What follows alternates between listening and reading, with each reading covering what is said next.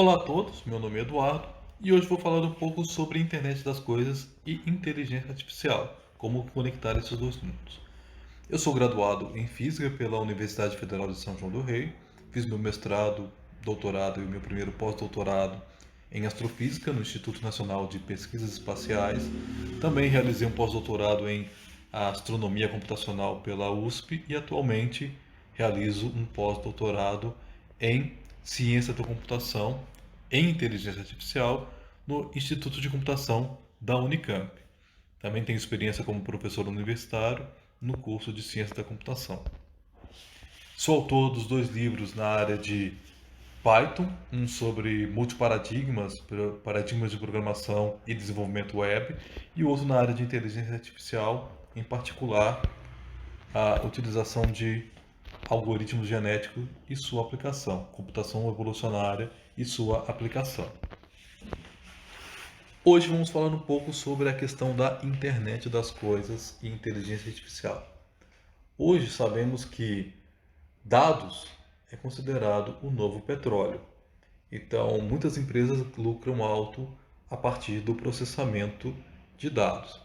Só que, quando falamos em processamento de dados, estamos falando em processamento de grandes volumes de dados. Temos bilhões de pessoas conectadas a redes sociais, à internet, fazendo compras e interagindo entre si, e essas informações precisam ser tratadas.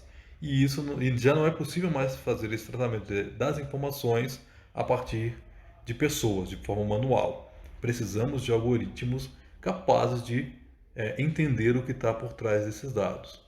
E aí é que entra a inteligência artificial. Então nós precisamos ter algoritmos que imitam a forma do ser humano aprender, ou que sejam inspirados na forma do ser humano aprender, para poder conseguir extrair informações. E aí esse é o papel da inteligência artificial. Já na área de IoT, ou Internet das Coisas, e inteligência artificial, o nosso grande sonho, o nosso futuro mais imediato, ele pode ser resumido nesse exemplo. Então tem uma geladeira conectada, essa geladeira, ela vai, quando eu coloco um alimento, ela tem informações, ela coleta informações sobre data de vencimento, sobre a quantidade que ele está disponível ali na geladeira, e aí ela começa a me informar coisas a respeito disso. Mas eu não quero só isso. Eu quero que ela seja capaz de, por exemplo, interagir com outros equipamentos meus conectados à internet também, como o meu celular e como o meu, por exemplo, o meu smartwatch. E aí, essa geladeira ela pode também estar integrada com minha base de dados médicos e começar a indicar receitas ou indicar alimentos que sejam melhor ou mais adequados para a minha saúde.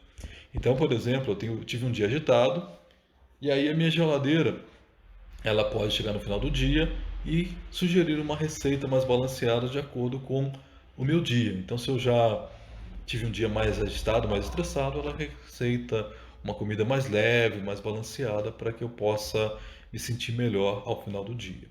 E mais, ela pode estar integrada ali, eu posso estar fazendo uma busca de uma receita, tem um aplicativo de busca de receitas, e aí quando eu quero fazer, por exemplo, preparar um bolo, uma torta, ela já me avisa: olha, eu vejo que você quer fazer um bolo, mas os ovos acabaram. Você quer que eu compre mais?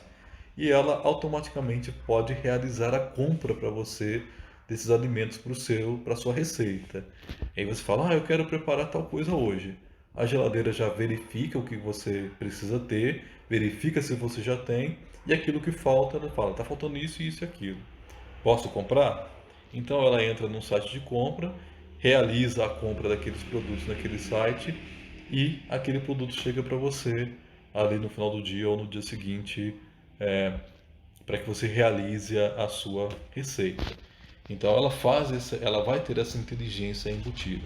Mas para fazer essa inteligência eu preciso ter softwares que rodem nesse meu equipamento e que possa trazer essa inteligência para dentro do meu equipamento.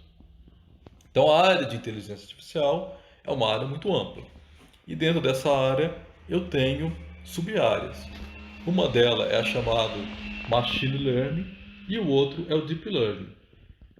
E o que muda? No Machine Learning, eu preciso ter ali um ser humano que pegue os dados, faço um tratamento desses dados e extraio as principais características antes de enviar essa informação para o meu algoritmo.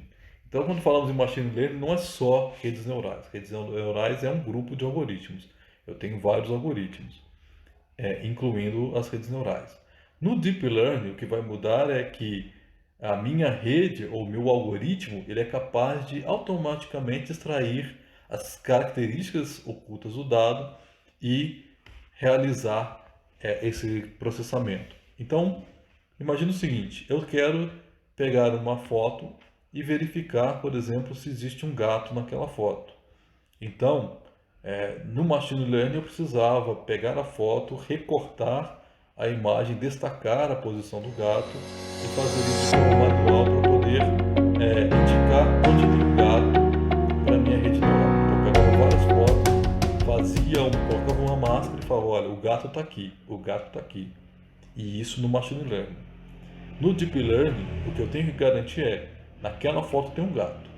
E aí eu pego, por exemplo, milhares de fotos que eu sei que tem gato naquela foto, e esses gatos vão estar em posições diferentes, em cima da cama, em cima do sofá, em cima da geladeira. Então eu preciso ter imagens com uma diversidade de informação e que eu garanta para ela que naquela imagem eu tenho o gato. E aí eu passo só isso, só passo um banco de dados de imagens que eu sei que eu garanto que eu tenho dado. Não preciso mais dizer para ela onde o gato está na hora de treinar. E aí ela é capaz de aprender que esse padrão oculto que é o gato, e quando eu passar uma foto nova que ela nunca viu, ela vai conseguir saber, olha, aqui nessa posição tem um gato, que é o que você pediu para eu aprender. Então essa é a diferença básica entre Machine Learning e Deep Learning. É que no Machine Learning eu precisava ressaltar para ele, indicar exatamente onde está um gato para ela treinar e saber exatamente o que era um gato. Aqui não. Eu passo um conjunto de dados grandes, com variabilidade de informação, e que eu garanta que ali tenha o padrão que eu quero que ela reconheça. E aí esse é o Deep Learning. Um dos algoritmos famosos de Deep Learning são as redes neurais profundas, que são redes neurais que contêm neurônios artificiais e várias camadas desse neurônio. E aí eu quero agora ser capaz de pegar essas redes neurais de Deep Learning e embarcá-las ou colocá-las para rodar em sistemas de coisas, colocar para rodar nas coisas. Para poder fazer isso, eu preciso ter como executar uma rede neural dentro de uma coisa. Para fazer isso, eu uso microcontroladores. Microcontroladores basicamente são chips contendo um computador por completo ali dentro. Então eu tenho ali essa plaquinha ESP32, é uma plaquinha que ela é do tamanho, por exemplo, próximo de uma moeda de R$ 1, e eu tenho um computador completo com memória RAM, disco rígido e processador ali dentro. É limitado, mas eu tenho essa informação. E ele é um microcontrolador porque além de ser um computador, eu consigo conectar componentes eletrônicos e controlar esses componentes eletrônicos através de um software. Então, por exemplo, eu tenho aqui essa placa de desenvolvimento baseada no ESP32, em que eu conecto essa placa em um relé. O relé é uma chave eletrônica que liga e desliga, por exemplo, a partir de um comando remoto. Então, meu ESP32 ele está conectado na internet, tem um software ali. Esse software ele gera um site toda vez que eu entro no IP desse meu ESP32, ele vai abrir um site e esse site tem um botãozinho lá que eu consigo comandar através de um site, de uma página web, a lâmpada para que ela ligue e desligue. Mas mais interessante do que ter um botão no meu celular é que esse ESP32, esse sistema que comanda a minha lâmpada, ele é capaz, por exemplo, de conversar com a televisão da sala. E aí, dependendo do filme que eu estiver passando na minha televisão naquele momento, dependendo do que eu estiver assistindo, a lâmpada vai mudar a intensidade. Então imagine que eu tenho ali um filme de terror, nas cenas mais aterrorizantes, ela simplesmente reduz e apaga. E aí ela dá aquela piscada naquele momento da cena do filme, que é a cena de terror mesmo, a cena, o ápice da cena. Então ela dá aquela piscada acompanhando, por exemplo, o que está acontecendo no filme. Então ela está trocando informação. A minha TV ou o meu serviço de streaming troca informação com a minha lâmpada e eu consigo fazer esse tipo de coisa quando eu conecto a minha lâmpada. Ela vai fazer isso de forma automática. E aí eu quero também não só isso, eu quero, por exemplo, usar a linguagem natural, falar com minhas coisas. E para falar com minhas coisas, eu preciso embarcar redes neurais nela para que ela possa reconhecer aquilo que eu estou dizendo. Uma biblioteca utilizada para isso é o chamado TensorFlow. TensorFlow é uma biblioteca de código aberto, tem sido desenvolvida, mantida pela Google, e eu consigo criar redes neurais a partir dessa biblioteca. E o TensorFlow Lite, ele permite que eu pegue e faça o seguinte: eu crio uma rede neural inspirada no TensorFlow Lite, treino em um computador, treino na nuvem, treino essa rede neural num sistema mais robusto, né, porque nós sabemos que o treinamento da rede neural tem um custo computacional caro, ela é difícil de treinar, mas uma vez treinada ela roda fácil. Eu treino essa rede neural e aí eu consigo converter essa rede neural em algo que eu possa colocar dentro de um microcontrolador.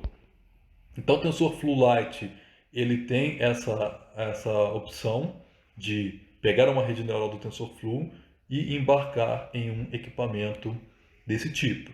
Então algumas aplicações por exemplo, reconhecimento de fala, reconhecimento de gestos. Então eu posso ter ali um equipamento que ele é mais computacionalmente mais simples, mas eu consigo ali, por exemplo, reconhecer o movimento como um relógio, e aí ele sabe o que eu estou fazendo naquele momento. Então, eu, por exemplo, posso ter um bracelete com uma rede neural que reconhece, quando eu vou para a academia, reconhece qual é o exercício físico que eu estou fazendo naquele momento. E a partir dos meus gestos, ela pode começar a contar e a contabilizar calorias, gastos de calorias e acompanhar o meu exercício físico, por exemplo. E no caso particular do ESP32, tem um tutorial no meu site, trilhaspython.com, e lá eu deixo um tutorial de como você pode fazer para embarcar o TensorFlow Lite num ESP32, numa plataforma de desenvolvimento do tipo ESP32, e ali para poder usar, por exemplo, um sensor ultrassônico para fazer medidas. Então, o sensor ultrassônico é um sensor utilizado para medir distâncias, mas como ele é um sensor de baixo custo, ele tem muitos erros associados. Então, usar uma rede neural facilita, por exemplo, o tratamento de erros.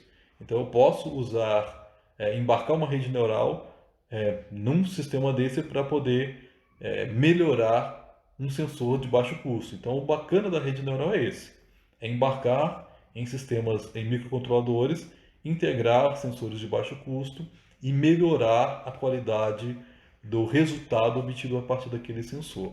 E aí, nesse site, trilhaspython.com, eu deixo um exemplo de como o tutorial completo de como embarcar uma rede neural usando o TensorFlow Lite para o ESP32, usando como base o framework Arduino na linguagem C. Eu uso o Python para treinar a rede neural e uso para embarcar no meu sistema a linguagem C.